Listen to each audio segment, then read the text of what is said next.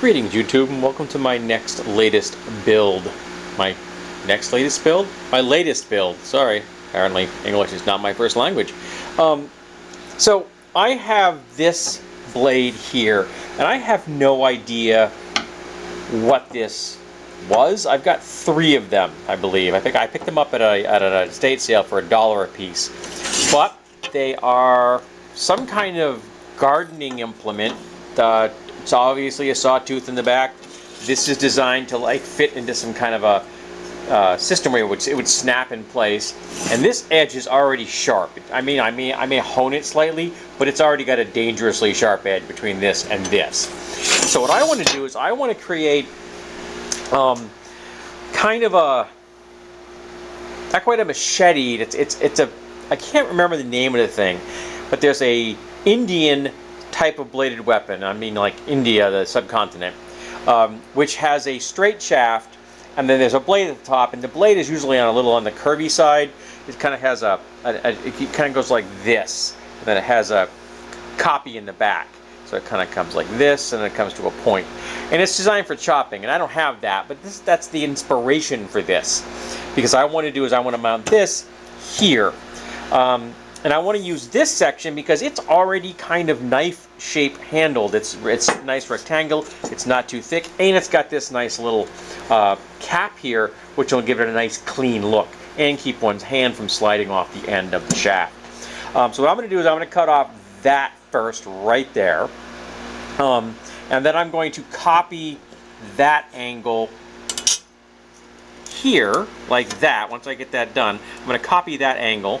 And then I'm going to, actually maybe I can copy it before I cut it and just cut it in one fell swoop. Yeah, because I'm getting rid of that little bit anyway, so I can maybe be able to do that. Nah, I'm gonna cut it off first straight. I'm gonna get the maximum amount of shaft out of this, and then this section here I'm gonna cut off because I already have a project in mind for part of this, not all of it, but part of this. I picked this up. This is part of a commercial shelving rack, the kind you find in like a clothing store, and I picked up the entire assembly, which was 10 pieces for $10 at a yard sale. So it's chromed stainless steel tubing. Or steel tubing, which that's wicked cheap, $1 a piece for this, which you guys give me, and I'll be able to get probably just out of this section here 3 projects out of it, easy. And so you can't beat that for a price except for free. And I have stumbled on stuff like this for free, but it was but you know, at a price point like this, I cannot pass this up. So I'm going to cut that off first, slap on some gear. Remember to wear my shop shoes. These are Keens, which just slip-ons. I kind of like them. They're easy to get on and off, but they're leather, and so they're not going to worry about sparks hitting them. Apparently there's dust in here as well. What a shock, I'm in my basement. So cut that off first, and then cut this off, because I need to take this with me, because I need to use this to help me find something at the hardware store. Because I don't know what size this is exactly at the moment, and it's much easier if you're looking for something if you take a piece of the item or the item itself with you, and it's much easier for me to carry that into a hardware store and say, hey, I'm looking for this, and they're not going to think I stole something because they're not going to be selling chrome tubing that's 2 inches long. So clamp this thing down, make that cut, and then lay out that and make the second cut. And then what I'm going to do after that is I will drill a relief hole where I want the slot to be. And I'm going to do only one side slot. I'm not going to go all the way through. I want this thing to be sitting on the inside, and I'm going for the cleanest look possible here. So I'm going to put a slot in here, and I'll put a hole that'll be my relief cut, and I will cut the single slot in there that wide. I hope. I think this is the same width as my grinding wheel cutoff wheel, which will be awesome because that means that I won't have to really do much to get it in place. And I think I'm probably going, because I don't want it to be sitting like this. I want it to be sitting back so that the teeth are kind of beyond it like that. So I'm probably going to end up cutting a notch. My goal is to cut a notch so that that gap right there ends up in the middle, because I will have to only drill one hole through this blade up here for mounting it. One bolt will go through here, and then one bolt will go through here, and that will hold the whole thing together because it'll be squeezing that slot in place. And the less I have to drill through hardened steel, the happier I am, because this stuff is definitely hard. I think I'm going to have a pain getting through this, even with my specialty drill bit. I think this is going to give me a little bit of a fight. We're going to find that out, I guess. Alrighty, so first up, whack that off. And here I have the layout line on there, so I'm going to take that off next. And here's a little bit, the little piece I cut off. Kind of interesting that this is this is solid here. They just welded that on there like that. And there was a couple of there's a relief hole in here, and I'm not really 100% sure what that relief hole was for. Maybe for clicking them together or assembling them, because I did not get the fasteners when I bought this, so that was not part of the deal I got. So I don't actually know how this thing was assembled. I did never bother to assemble it. I don't care. I want the bits. I don't want a clothing rack.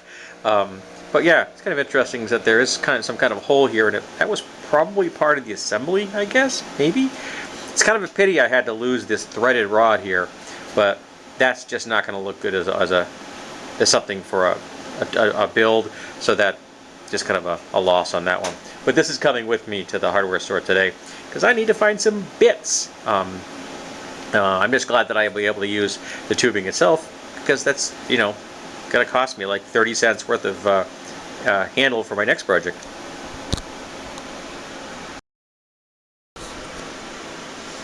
So then I have the shape I want there, and now I have the layout lines here. So I'm going to cut this off just because I don't want this point here. I want to make it make it look a little sleeker, and that is going to be where I'm going to cut the notch out, and I'll come off here and I'll cut that off here as well. I didn't need to put a line that way. I can match them up, but I'll come in here and cut that one first. I'm gonna end up with just a little bit of this hole showing off the edge outside the shaft, and I'm okay with that. I don't want to muck with this thing. I'm happy with where it is at the minute, so I'm just going to not worry about the fact that will be showing. And again, since my vibe is post-apocalyptic, if there are a few bumps and pimples here on things, I don't care, because that's part of the vibe. Alrighty, so grab my angle grinder and start cutting this corner and that slot, and then I'll cut that little section off right there. So here I have the relief hole here. It's not perfectly centered. I'm okay with that. And I've brightened up the center line, and I'm going to cut the slot just on this proud side, and it's going to be going from just on this side. It's not going all the way through. It's just going to be a slot on that side so that I can slide the blade into place and have it sit where I want it to sit. It'll be the back of it will be up against the inside of the tube, and I think it's going to end up giving us this a nice clean look. I have not gotten around, now that I think about that, should I drill the through holes first? I mean, I'm going to get the drill bit in the drill press. I may want to do that first. I may want to line those out first, because that may make my life a little bit easier. Yeah, because once I put this slot here, that means this is going to have some flex into it, which is kind of the point long term. But yeah, good catch, James. So before I cut that slot, I'm going to lay out I'll have to drill the holes in the blade, and then I'm going to have to, or single hole, and then I'm going to have to do the cross sections, cross holes. Excellent, excellent. Stop myself from making a mistake there. Yeah, sometimes the best laid plans and all. Well, that was not as hard as I thought it might be. That's a bit of a pun there. This is a hard steel, but that actually came out pretty nicely, and I'm using my favorite lubricant, which is petroleum jelly, because it stays where you put it before you start drilling your hole. Then it melts into a nice liquid while you're drilling. But yeah, this came out nice. I went through pretty steady. It's just a matter of taking it slow. You go in, pull your bit up, let the liquid pool back in, go back down, pull back up, let the liquid pool back in, and very carefully and very slowly, nice steady pressure. Also, one of the things I've learned which makes my life easier is I make sure I have the drill bit bottoming out on the inside of this chuck. That way I've got direct pressure and I'm not having to worry about the drill bit sliding up inside the chuck, which, you know, I'm putting effort into moving a spinning drill bit inside a chuck as opposed to just directly driving it forward. So yeah, getting it seated all the way inside my chuck makes this whole job a lot easier. Alrighty, so this is now completed, so now I'm going to clean that up. Now I can lay out the holes on the handle. I will be switching back to a standard or a high-speed steel bit. This is not this kind, because this actually does not do great on softer steels. It leaves a really nasty burr. But when it comes to the type of stuff that you need to drill for hard things, these specialty bits like this, they're well worth your time. This is a $16 drill bit for a single drill bit. Well worth that money, because it has saved me so many hassles and I have drilled so many holes. It is easily paid for itself already.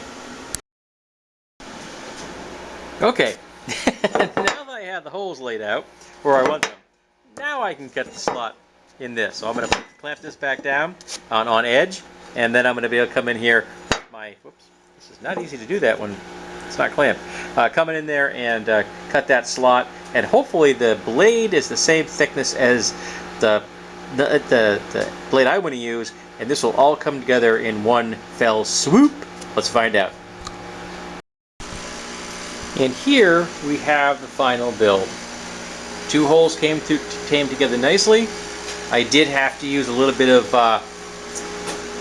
impact force to get that one in, because to get the alignment between the blade and the holes I drilled wasn't perfect. So I had to hit it with a bit of a mallet, a copper hammer, and then I just screwed it the rest of the way in to get it to come out the back. And this one came in nice, and I decided to use these slightly more elaborate style nuts because I had two of them. And this has got two projects, and they came out perfectly flush because of that flange. If I'd used regular nuts, they would have stuck out, so I kind of like the way that looks. And I got to use my new rubber mallet to help drive this into place because I didn't have to make any adjustment at all to that slot. It was the same width as the cutoff wheel, but it did need a little bit of a tapping to get it in there. So I broke that out. I just recently picked this up at an estate sale for a song. I think I paid $1 for it, and it's in nice shape. The aluminum's got some oxidation on it, but I don't care. And these are replaceable, but they are in excellent condition. Like I mean, look at this. It's like the person who owned it before me never even used the damn thing. And I also happen to like the blue. It's kind of cool. But so I haven't decided what I'm going to call this thing. Thinking maybe a slicer. I've used Ripper already, so I don't know if I want to use Ripper twice. But this is nice balance. If I hold it on this spot right here, it is quite comfortable as a one-handed use, and I can get it. It's got some nice speed to it, much like a machete. But it does allow you to use two hands, which is not really possible with your average machete. So this gives you a little bit more versatility. And if you're holding it up here, you can do a slide easily right down to the end, because this will prevent it from sliding off your hand. I'm not going to demonstrate with my left hand because my left hand is not nearly as coordinated as my right hand is. Not to mention my left thumb doesn't work much anymore. I did end up with slightly dimpling. I did put a little bit too much pressure on there, but I was trying to get that to make sure it was going to sit and be snug. So, you know, that's life. Like I said, I'm doing a post-apocalyptic theme. Sorry this is so damn shiny. But, so yeah, maybe I'll just call it the slicer. Yeah, call it the Wasteland slicer. It's got a nice cadence to it. Wasteland slicer. Yeah, I like that. Alrighty. So this has been my latest build. I hope you guys enjoyed it, and I hope that you guys will follow me on Instagram and on DeviantArt. DeviantArt is the permanent home of my stills for my weapon builds, and Instagram is where I post things I find, bargains, scrap finds, things like that, as well as cute cat pictures, because currently we have a kitten, recently joined our family. He's not yet one yet. I'm filming this video in March of 2022, and he will be 1 in June. I don't know when this is going to go up. Sometimes my videos, my builds are a year out, or at least 6 months. So we'll find out when this goes live. But yeah, really like the way this came out, and I've got I got one more of these blades. I think I have 2 more, but I've got one sitting here right there waiting for an idea I'm kicking around in my skull right now. So this has been a lot of fun. I enjoyed myself. This is a quick project. This was like an hour, I think, total, from walking into the shop to finishing this up. So that was kind of cool. This has got a little bit of a higher skill level because you have to be used to using you have to get some expertise with a cutoff saw. I mean, not a cutoff saw, I have your angle grinder to make the straight cuts and to get the kind of precision you're looking for. It helps if you have a grinding wheel and a belt sander. Those are things that can help. And I find that this would have been probably impossible to drill that hardened hole without a drill press. I don't think you could do it easily with a hand drill, because that really does take a lot of control to get that hardened steel to get a hole through it. So this is a slightly higher level of skill and gear, but it's still something I think that anybody who wants to take this kind of thing on could do it. I know for sure that my friend Mike, weapons collector, could do this thing in his sleep.